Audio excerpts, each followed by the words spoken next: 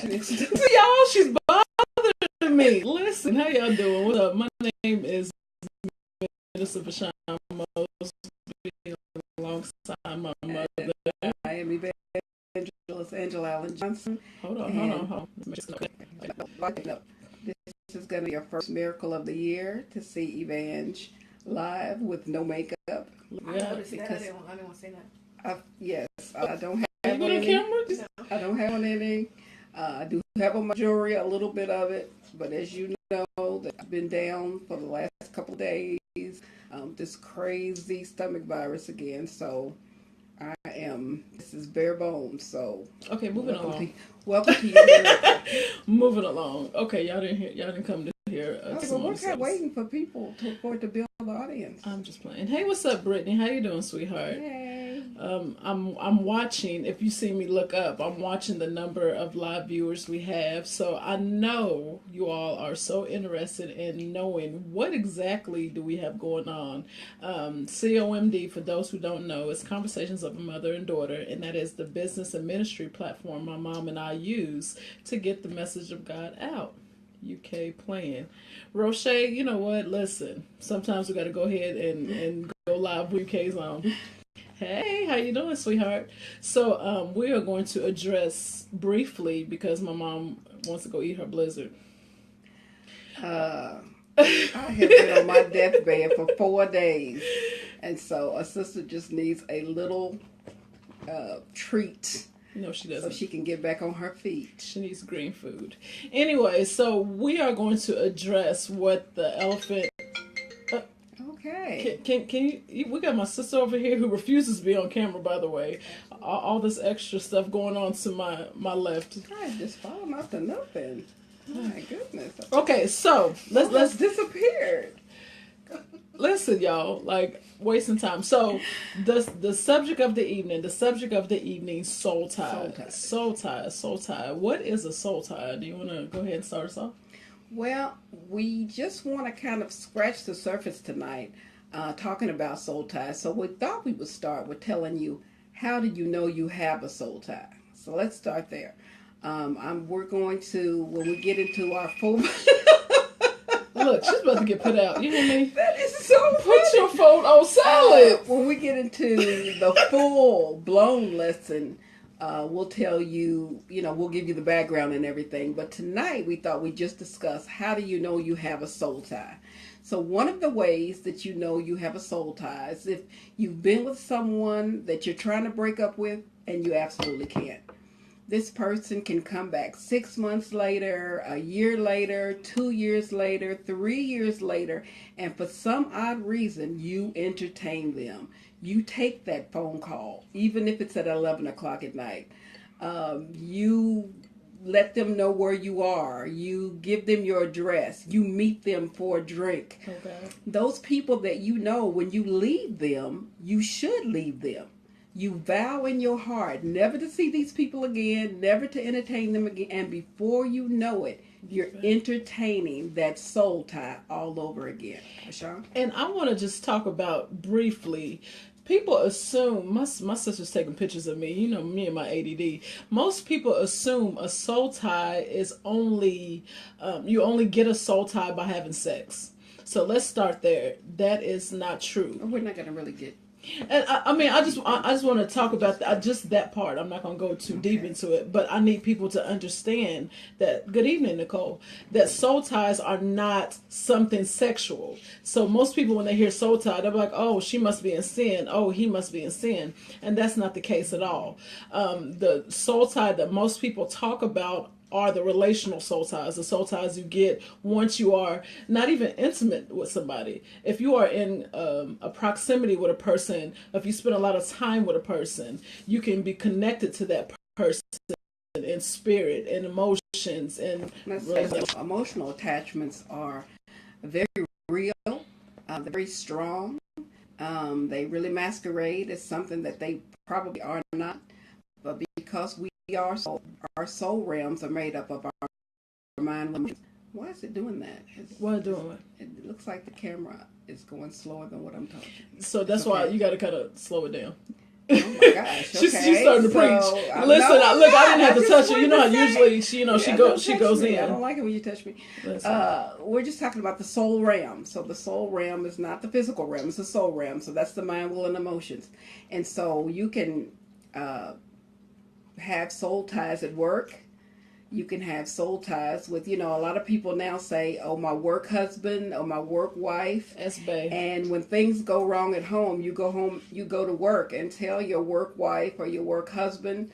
And if you share too many of those situations with them, you can definitely start to create a soul tie. Absolutely. And they're easier to create than to get rid of, let me tell you.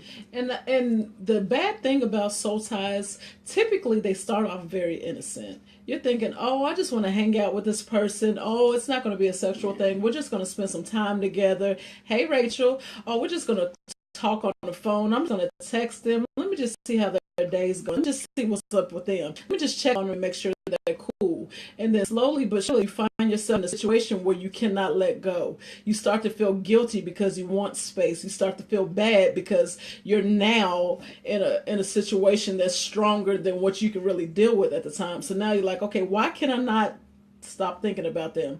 Okay, why can I not stop texting them? Every time they call, I jump. Every time they come by, I get nervous. I start to get hot. My heart starts palpitating. You go through all these gymnastics, mental and emotional gymnastics when they come around. And that's how you know you have a real strong soul tie. And I really think our generation needs to be careful with that, especially young ladies, because I know I've been guilty of this. You just think you're being there for a brother. He needs somebody to talk to. His wife don't understand him. Oh, you just need somebody to help out in church. Oh, I'm just going to be here for him. I'm going to let him text me this time. Oh, we just email at work. It's perfectly fine. And the next thing you know, you're having feelings for them. And you're like, wait, where did this come from? And this is how you know it's real. You see this person with another person, you start getting jealous.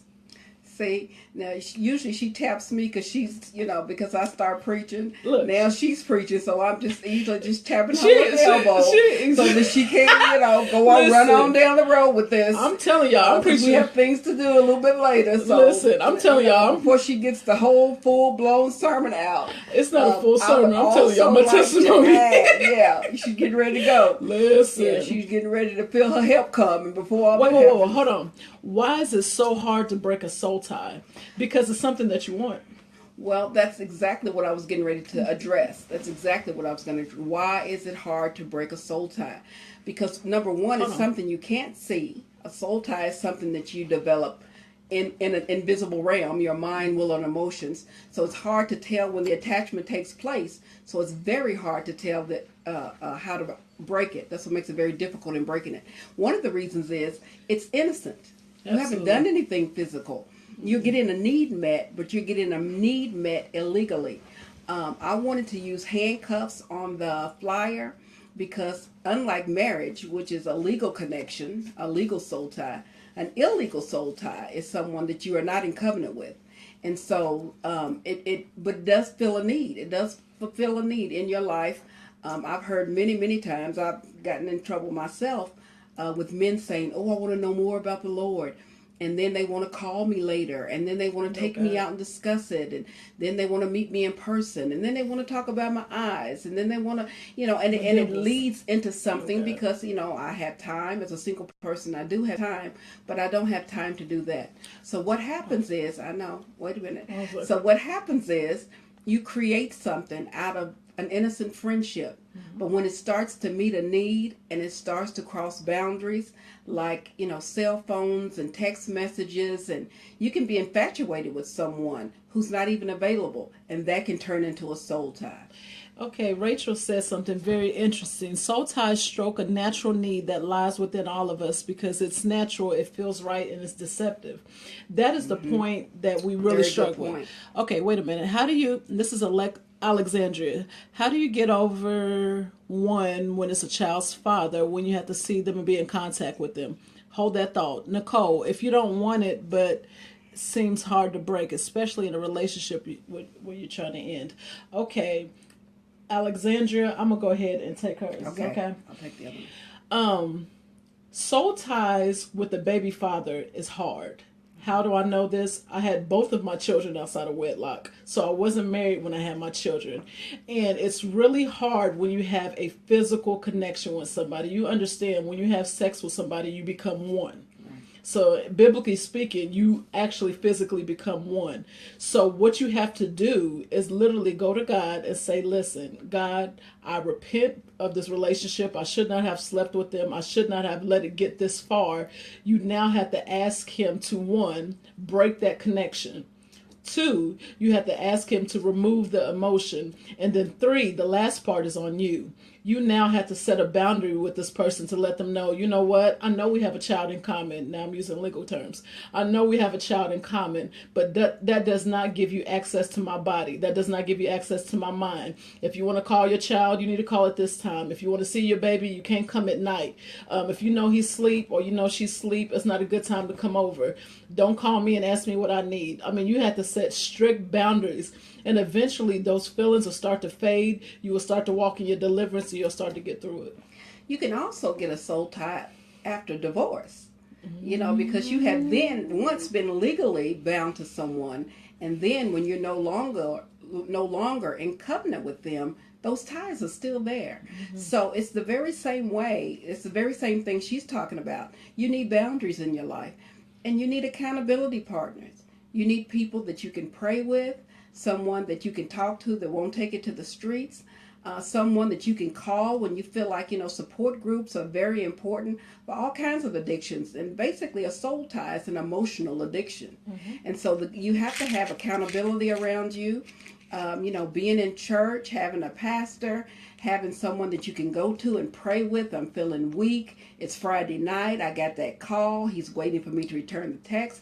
You still have to do the same thing. And the reason you want to break these ties is because you can't start a relationship with someone else when you're actually illegally tied to someone else. Listen, y'all, she just helps y'all right then and there. Like some women, some single women don't understand why they cannot connect with another man. You need to see who you are already connected with. And it might just be something as innocent as a friendship. If you have a need met by somebody else that you are not in relationship with, that's a soul tie. So you're going to have to deal with that. You can't be connected with too many people at once, because you know what the word says about that. Double-minded man is unstable in all his ways. So you're not going to be able to be... Okay, you need to stop talking with your hands. I talk with my hands. You can't be connected to all these... I'm trying to hold my hands, y'all. You need to stop being connected to all these people. And another issue is, I always accuse this generation of professional dating. They're professional daters. And so basically you're not looking for one person, you're looking for a composite. And you like the way this one dresses, and you like the way this one talks, Rachel. And you like that one's education, you like that one's job, you like how that one moves in the earth, you like how that one treats you, you like how that one leaves you alone. But it's not all one person. So you go to all of these different people to get all of these different needs met instead of working to compromise and figure out how you can make it work with just one person. That's another way you can create a lot of soul ties, and nobody will ever fit the bill after that. Absolutely. Well, guys, listen, we've been on for about 15 minutes. I keep on looking at the clock. This is going to be one of our greatest things ever. A lot of people have asked us, what is this going to be, a book? What is this going to be, a blog? What is this going to be, a Facebook post? Like, what are y'all going to do?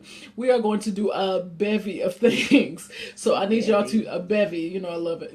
Love answers. Yes. Anyway, I need y'all to stay tuned. This is just a precursor of what is to come. We were releasing 4 things in 1 month. 4 different things in 1 month. So y'all stay tuned. If you have any comments, questions, or concerns, please feel free to inbox us. Absolutely, Brianna. Feel free to inbox us. If you have anything that you need us to address specifically, make sure you inbox us, let us know. This live video is just to open the door to let y'all know soul ties are real, and we have to deal with them, especially in the body of Christ, if we want to see freedom. And we're going to go into this more. We just scratched the surface tonight just to kind of let you know what we're going to be talking about, but we're going to go into it a lot deeper. We're going to have some more answers for you. It looks like every time I talk, it goes slow. We're gonna stop. We're gonna have some more answers for you. We're gonna take it deeper. We're gonna make sure that you understand the next time you hear the term soul tie, you know exactly what's being said. And with that, the next time you hear soul tie, you're not going to be scared of it. We're going to deal with it. We're going to get delivered from it, and we are going to be happy in 2017. Isn't that right? All right, guys. Well, being Mary Jane's about to come on, so we're about to jump up off here. I hope y'all have a great evening. Again, my name is Minister Bashan Mosby. This is my mother, Evangelist Angela Allen Johnson. Evangelist Angela Allen Johnson, and we make up COMD, which is Conversations of a Mother and Daughter. So we have real talk conversations for a real generation. I hope y'all be blessed. Y'all take care. Peace.